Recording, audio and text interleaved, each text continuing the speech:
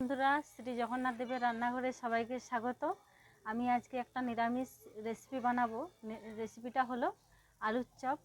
আপনার রেসিপিটা অবশ্যই দেখবেন। চলুন রেসিপিটা দেখা যাক। হরে কৃষ্ণ। তো আমি চপ বানানোর জন্য যা যা উপকরণ নিয়েছি দেখুন। আমি এখানে নিয়েছি একটা ছোট সাইজের টমেটোকে কুচি করে নিয়েছি, আর আদা কুচি নিয়েছি 1 চামচ মতো, হলুদ গুঁড়া নিয়েছি, আর লঙ্কা গুঁড়ো নিয়েছি, কালো জিরা নিয়েছি, কাঁচা লঙ্কা কুচি করে নিয়েছি, আর অল্প পরিমাণ মতো কালো জিরা নিয়েছি। এখন আলু সিদ্ধ করে রেখেছি। দেখুন আলু সিদ্ধ করে এখানে রাখা আছে।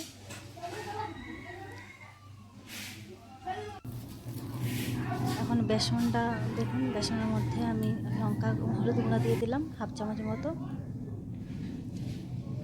এখন লঙ্কা গুঁড়ো দিয়ে দিচ্ছি। আমি কিন্তু বেসনটা একটু চেলে নিয়েছি, আপনারাও বেসনটা একটু চেলে নেবেন।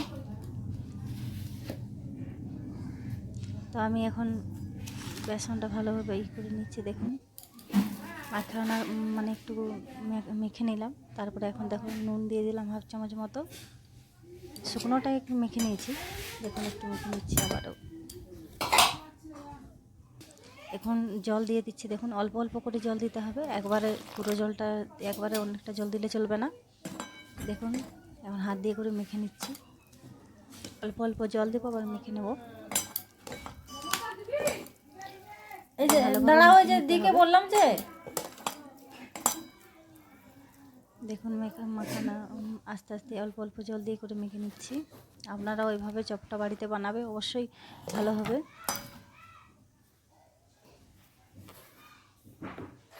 দেখুন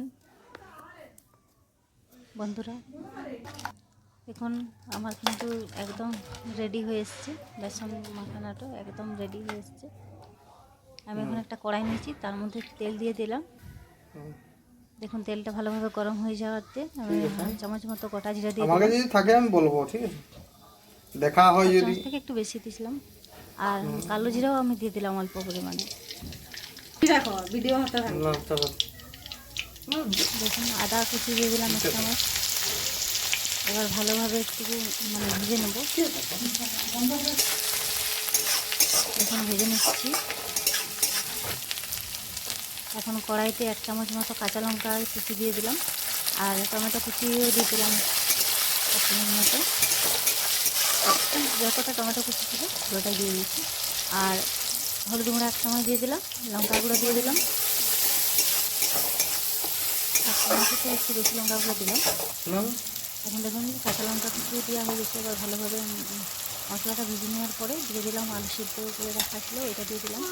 একটু হাত দিয়ে নিলাম, তারপর দিয়ে দিলাম। দেখুন আবার ভালোভাবে কষিয়ে নেব। দেখুন এখন ভালোভাবে কষানো হয়ে গেছে। বাদাম কুচি করা ছিল আগে থেকে, শুকনো কড়াইতে লেলে মানে ভেজে করে, আর খোসাগুলো ফেলে দিয়ে করে, আর ভালোভাবে কুচি করে রাখা ছিল ওইটা এখন দিয়ে দিচ্ছি। দেখুন আমার কিন্তু একদম একদম ভাজা মশলাটা দিয়ে দিচ্ছি। আমার কিন্তু এখন আলুর দমটা মানে আলুর যে মশলাটা ওটা রেডি হয়ে এসছে। এখন ধনেপাতা কুচি দিয়ে দিলাম, লবণ দিয়ে দিলাম অল্প পরিমাণে। এখন দেখুন আমার একদম কমপ্লিট। আমি একটা থালাতে নামিয়ে নিচ্ছি। দেখুন বন্ধুরা আমার কিন্তু রেডি একদম আলুর চপটা। আমি কড়াইতে আবারও তেল নিয়ে নিচ্ছি চপটা ভাজার জন্য। আপনারা কিন্তু ভিডিওটি অবশ্যই দেখবেন, লাইক সাবস্ক্রাইব সবাই করবেন। ভিডিওটা কিন্তু আপনারা দেখছেন না, অবশ্যই দেখবেন। দেখুন আমি এখন ছোট ছোট মানে লিচি কেটে নিচ্ছি ওটা বানানোর জন্য চপটা।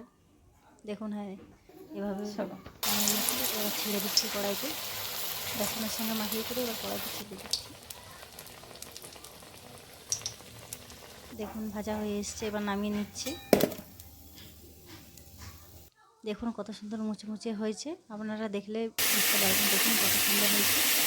হরে কৃষ্ণ বন্ধুরা।